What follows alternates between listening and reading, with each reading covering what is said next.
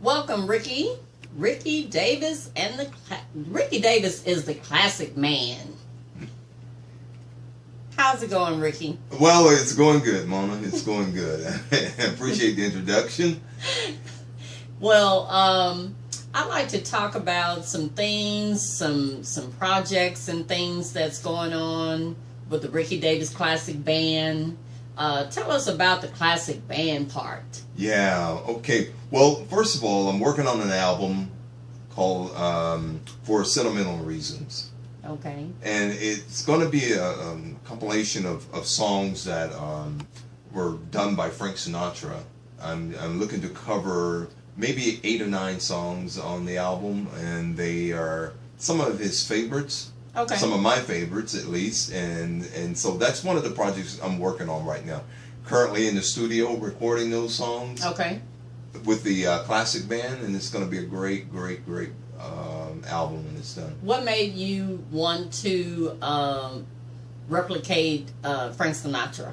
Well, I got to thinking about what artists out there would I like to cover, because what I learned about music is you don't have to recreate the wheel. That's right. If a great song was wheel popular, till the wheel fall off. right? If it was popular back then, it should be popular now. That's so right. I decided I'm going to cover some songs, and who would I like to cover? Somebody that you typically wouldn't expect, for someone like me to cover. So I thought Frank Sinatra is a gentleman I've always admired, and I like to do some of his songs. So that's how it came about. Okay, so let's talk about some of the projects that you worked on as far as Frank Sinatra and some of the other genres.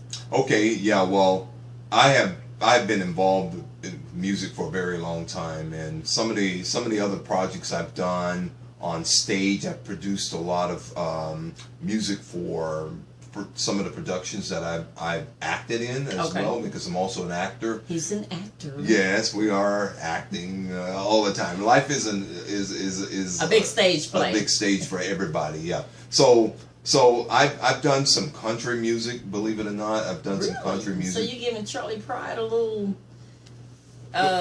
run for his money? Well, Charlie and I are good friends, so I don't know him at all, but it was something that what I like to do is to try different genres that I feel like would be challenging for me, because my primary style of music growing up in the 70s is funk.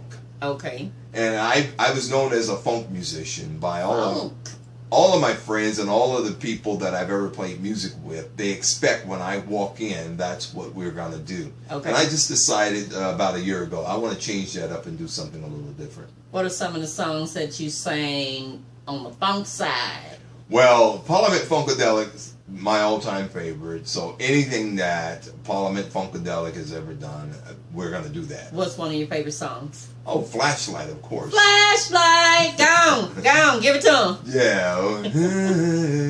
Well, but I love the group Lakeside, Cameo, Me too. the Gap Band. So any of those songs by any of those artists, that's what I'm known for. But now it's always a party when you got Lakeside on always your side. Because it's always all the way live, right? That's right. Yeah. So that type of music is fun. I've always done that. I grew up in the 70s when funk was at its peak, and it's near and dear to my heart. I'm not telling anybody what I grew up with, but I know them.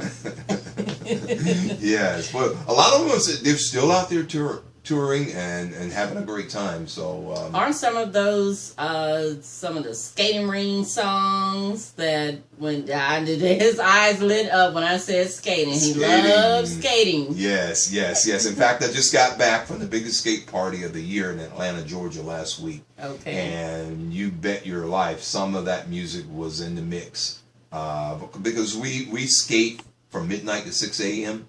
Oh man. 4 nights straight, and trust me. I would need a gurney and some Band-Aids and a masseuse. Well, it really is a lot of fun, but there's a great health benefit because I don't do anything else. I don't work out, I don't run, I roller skate, and that's it. So you can burn 600 calories an hour roller skating, and I do it to because these old knees now just won't take all that pounding. Well, if you can still roller skate, then you're in pretty good shape.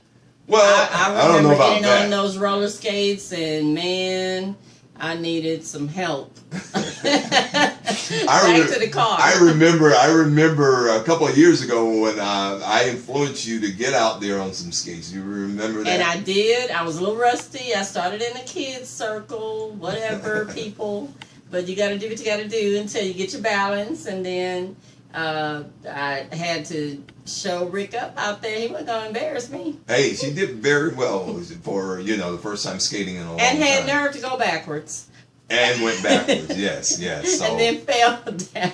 So music is a part of the skating rink scene. You have to have great music. And so as a music producer, I started thinking, we play a lot of the same songs, a lot of the old school funk songs that I described earlier. Yes. And I wanted to do something.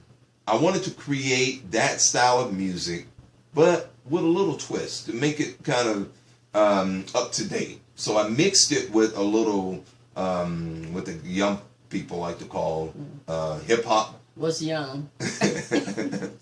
and it's a great song. It's an instrumental. If you remember back in the day when we heard songs that were played on the radio that didn't necessarily have vocal parts. Okay. Yeah. And so I wanted to recreate that again. So it's an instrumental and it's funky.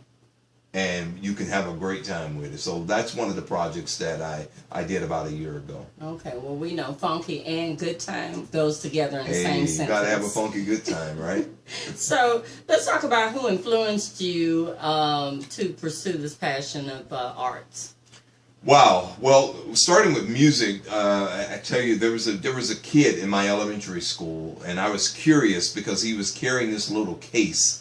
And I had never seen anything like that before. And I asked him, like, what's in that case? And he opened it up and he showed me a violin. Oh, wow. Yeah. So believe it or not, I got really excited about it. And believe it or not, I played the violin my first year. And, going back to the 6th grade. That's when I started. Wow. So I started playing the violin. That's pretty awesome. But then my hands started growing and we didn't have a bass player, and so the orchestra teacher asked if I would like to switch to bass, and I became an upright bassist at that point. Oh, okay. Oh, that's pretty cool. Not too many kids I know of play a violin or a bass or anything. Yeah, school has changed. The fine arts department where I went to school was well funded, and so. Nowadays, I don't think the kids necessarily get a lot of the arts in school.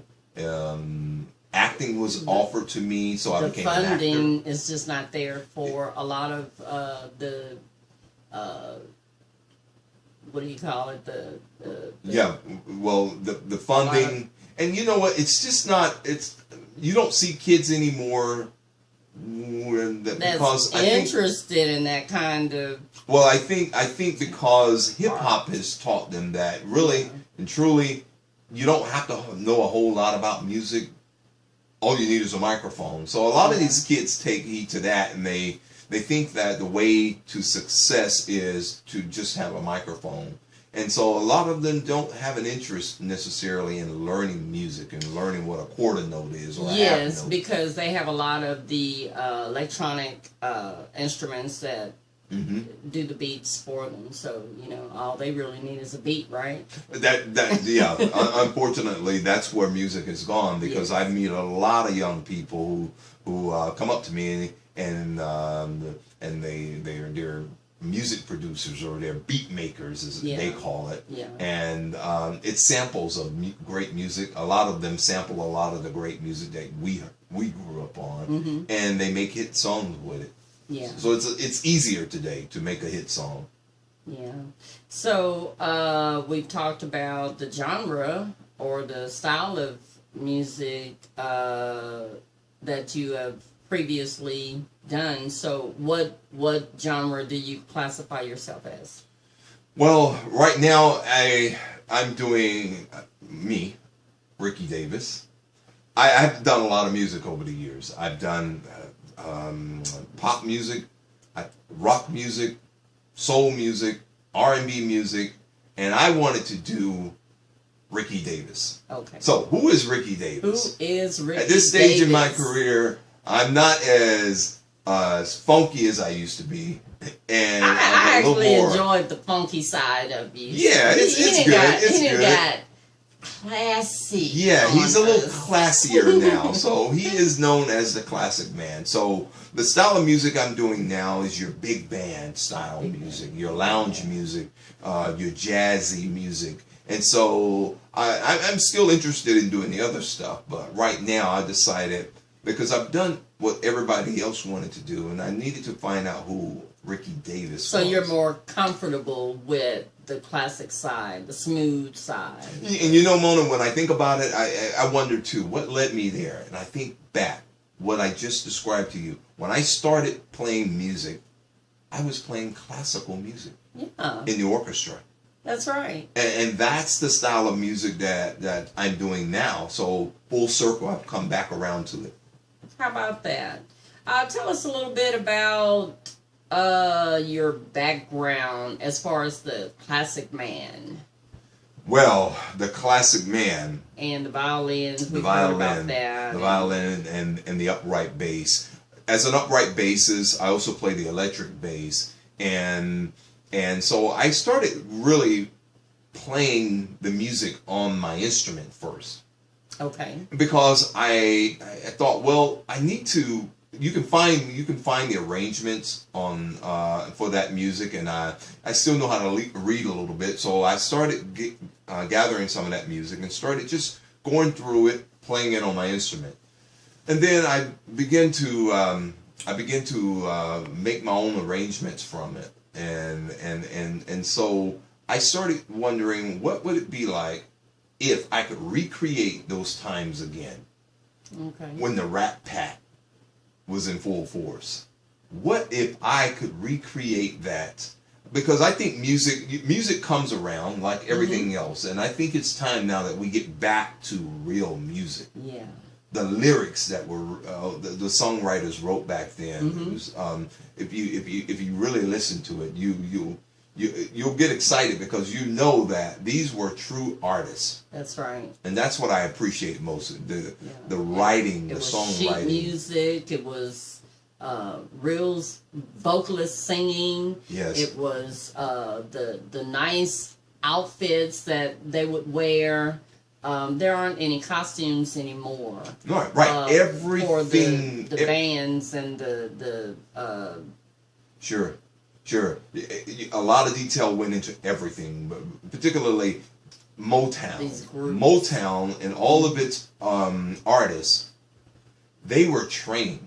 They were trained That's right. how to dress, how to walk, how to talk, and you can see that era. You can see it in the music, and you can hear it in the music that these were trained, polished professionals it before was they ever passion went out. into whatever it was that Right, they. right. They had raw talent, Yes. but the company itself took its time to develop its That's artists. And right now, a lot of the music is commercialized. They're looking for youth, a pretty face, and a catchy gimmick, and they'll throw you out there. That's right. And but the longevity isn't there, because they move on to the next artist very quickly. Like, Absolutely. If you don't have it together, I don't know what the generation today expects from music or how they perceive the artist that's coming out now. How do you think they would? What audience are you after? Are you strictly after the older crowd, or how do you plan to reach the younger crowd with your genre of music? well, you know what, Mona? My thinking is this: young people would have an appreciation for great music if you gave it to them. Mm-hmm. Right now, the way the music industry is in radio, they're specialized radio stations. Yeah. So if I'm into hip hop, I can listen to hip hop 24/7. Yes. When you and I came up, there were all genres of music on the radio. We didn't have these specialized radio stations. So what I've decided to do is, and what I did first, now my music is appealing to those over 50, certainly. Okay. But I think it's appealing to the younger generation as well. And I've proven it because I've gone into several hip-hop clubs, dressed the way I am, and doing the music that I'm doing now. Okay. The Frank Sinatra. How the do they big respond band. to that? They love it. They absolutely love it. I've had many hip-hop. You know, a lot may not have heard of that kind of stuff before. Right, so it's new to them. And, Yes. and they're curious as to what that is. Because I don't care if you're young or old, good music is good music. That's right. When you hear it, you know there's something special about this music. And so a lot of the hip hop artists would come up to me, pat me on the back, shake my hand, man, that's what's up there, you know. And they really look to me to kind of educate them more about it. And so it's Lord knows they need some education. well, yeah. I believe if you give it to them, Yes. you know, it's just not readily available. You don't hear it now. There's so many choices now, from internet radio, online, downloading, so to where. I sure hope the way you're dressed inspires them to want to dress a little bit better and have a little more dignity within themselves. Well, that's one of the functions of the classic man and the classic band. I themed it that way because I want to bring back that classic look, that masculine look that we, as men, young had men back in need the to day. see this kind of stuff. They need to be encouraged, and I can't wait for this style to roll back around. You know, everything goes around, comes back around again. Oh yeah, oh And, yeah, oh yeah. It is up to the gentleman your age to reach out to the younger generation and show them what class really looks like. And that's one of the things I'm looking to do. So I've already talked with a couple of young people who have decided to come on board with the classic band. They're going to be in the background, dressed in nice suits. And young people, if they see it, that's what they need. They just don't see it, and so they don't know. A lot of young men don't own a suit. That's very unfortunate, Mona. I don't know how we got here. I don't know. Like everybody had a suit growing up. Oh, you had a suit because you had to go to shoes. church. And, Yes, and you polish your shoes on Saturdays to get ready for Sundays. Well, yeah. So there's a lot of benefit. You know, studies have shown this style of music, classical music in particular, aids in a child's development, makes them a little smarter. The fine arts program, it was thought when I was coming up, if you were in a fine art program like music or acting, you were at the top tier in your school. Yes. And so you took honor with that, and you wanted to, be an example to the other students. Definitely be an example. Yeah, so it's helped me in a lot of ways.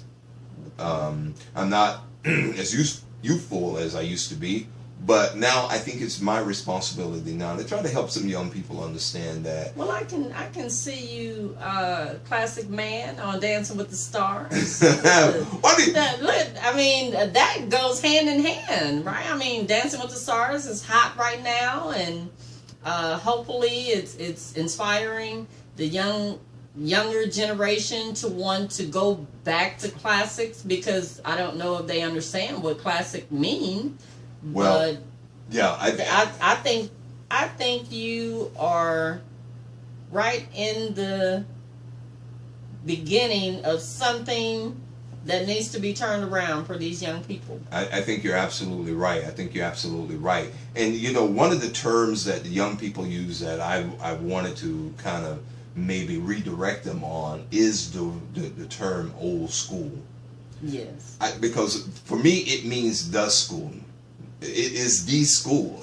There is no old school. That is the school. That's right. The school that we were brought up on should work for the young people today. Yes. It appears that our generation is the last of the classic. I'll just say classic. Okay, the classic. School, the right, classic the classic school. school. And so the classic man, the classic band, I want to eliminate when a young person says something like this, like, you know, that old school music. No, it's that classic music. Yes. It's not so old maybe school. we can It's change that name as well. Yeah. So let's talk about some of the places the classic man has performed or traveled. Oh boy. Well, we have we've been pretty busy this summer. A lot of venues. I finally got to do the House of Blues, and that was an honor. Oh, okay. And that's exciting. Yeah, it's very exciting. I was in Atlanta, Georgia last week at a place called Copeland, and we're looking Memphis, Tennessee. We've been there, and the casinos in Louisiana. Okay. So we're, that's a nice place to play. Oh yeah, very, very, very nice place. The Improv. It's a comedy club, but we've been invited to play at the Improv coming up in November. Okay. And so New York is one area that we're looking at right now, as well as Los Angeles, California. Hopefully, Hollywood. we'll make it there. And ultimately, I want to do Vegas. And so, that is the top of the leaderboard there. Yeah, because Vegas. you know, as you know, the Rat Pack, Frank Sinatra, That's right. they own that town. That's right. And since they're not around anymore, I think it's time for the Rickey Davis Classic Band. That's not bad. To roll in, right? That's not bad. Yes. I am looking to, I guess, go back in time and bring back some of the looks from, like the I don't know, was it the 40s or 50s? 40s. Yeah, it started pretty much in the 40s. I like the way they dressed. Yeah, they I'm were. gonna find me some vintage. Yeah, we'll call it vintage. Old to the vintage. You know, you had gentlemen and you had ladies, and they took pride in the way. And in fact, That's you right. won't find a television show from that era where they weren't wearing a suit or a formal, semi-formal dress in the Because I house. like a lot of bling still. I will probably like bling forever. You remind me, actually, looking at you right now, you've got that classic look. I see the Supremes, Diana Ross, and the ladies from that era right now. You yourself should consider, perhaps, let's do that for the ladies, the classic woman. I can just stand there and look. Now, I can't sing, but I can stand. Well, if you put something I can mimic, I can do that. Well, we'll dress you up really nice and but I put can you in look a good nice, standing there. yeah, we'll put you in a nice classic dress and I can model still. Watch out, ladies, now. Oh yeah, that's right. You used to be a model, I hear. Yeah. So maybe we can recruit her to be in one of the videos. Oh yeah, I can do that. As long as I'm walking, I don't put my country voice on there, because everybody think they sound. Well, I know I sound country. All right, people, I hear y'all out there. Well, you know, I was actually born in Southwest Georgia on a farm, and we were sharecroppers picking cotton and peanuts. You made sure you didn't sound like you were from the field. Well, I don't know if it was anything that. Well, I'm pretty sure it had a lot to do. Did you take speech and things like that in school? Well, you had to do that for acting, right? Sure, sure. And I was in the debate team. I was on the debate team, president of the forensics club. But my training came from my mother. Okay. Trust me, if you misspoke a word around her, you were going to hear about it. So she made sure that, because this was her saying, I send you off to school every day. Not to talk like that, but to learn English. And so she corrected us on a lot of our language. And so but it's mostly genetics. My mother, if you would talk with her, you would not know that she is from Southwest Georgia and grew up on a farm. That's nice. I like it. It suits you. It suits the I guess the thing you're trying to pursue, the image, it all rolls together. Yeah. When I think about who I am, I think about my grandfather. My father passed when I was very young, so it was my grandfather who displayed what I consider or showed me what a man should look like, how a man should act, and what a man should do in life. And everybody does not have that type of right. What do you call it? Well, I was just very fortunate that upbringing. Everybody don't right. have that type of upbringing. But the young people today, you have to have someone, and I think everybody wants to look up to somebody, some mentor. Yes. And so I was fortunate that my grandfather was very instrumental in my upbringing, and I watched him. I wanted to be just like him. He was a deacon in church, and so of course he was sharp every time he went to church. But he worked in a fertilizer plant. Okay. And he was always on time. He always got up and drank his coffee. He went to work every day. He came home, and we went to church every day. Yeah. But I'm a PK. My dad was a preacher, so we were not getting out of that. Forget about summer. You're getting on that BTU bus, and you're going to be locked up for 3 weeks. Oh wow! Yeah. But there were good times, and it instilled some great values in you. Yeah. That even if we, as adults, we always stray away a little bit from our teachings, but that foundation is there, and we know how to get back to it. That's right. When we need it most. Right. So for me, I've always looked up for my blessings, and I've been blessed thus far. Yeah. And now I'm being blessed to do something I want to do finally. Isn't that wonderful when you can do something that you really love doing? God wants us to... Now we're going to move on to preaching. Hey.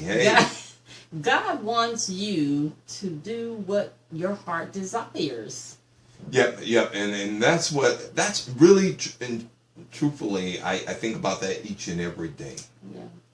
I am only going to be here for a little while. That's all will be here for a little while. So while we're here, we should do those things that make us happy, those things that God placed in us to be. Yes. If you're not hurting anyone or damaging anything, do something that you enjoy doing. It will bring you much joy and happiness. Maybe some of the attitudes will fizzle. Sure. Yeah, I think when you're doing you, you're most happy. Yes. We do a lot of people because we try to appease a lot of people. Yes. But when you can finally break free and become you. And me, we still hadn't discovered, because tomorrow I may be a different color hair, and I'm a different color hair about every day. But see, that's who you are. You are Mona. I'm a lot of people. She is Mona on the move. On the move. She's always on the move. Always on the move. My look is always on the move. And hey, we're in the entertainment business, so that's right. I'm here to entertain. And entertaining is what you do. And I've been well served by knowing you. I tell everybody, if you want to see what happiness feels like, you just need to look at Miss Mona. She's always happy. She's always with glee, and you don't find that in a lot of, particularly, unfortunately, a lot of women today.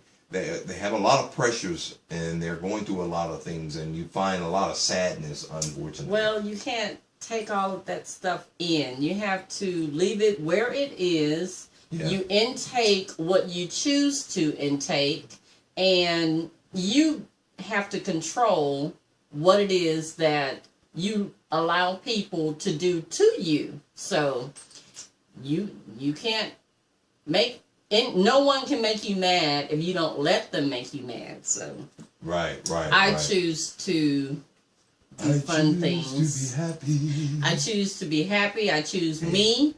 I choose God, and hey, he's my #1 man. And that's what makes us happy. That's what, knowing that there's somebody that watches over us every day. Absolutely. Because praise Jesus. Yes, absolutely. So, it's been an exciting year. I feel like we're about to have a breakout moment because the classic band is red hot right now. I've got some great musicians. From my bass player, who's just extremely awesome. He is. I'm a bassist myself, okay, and I just stand and watch him in awe because he is a perfectionist about his music. So who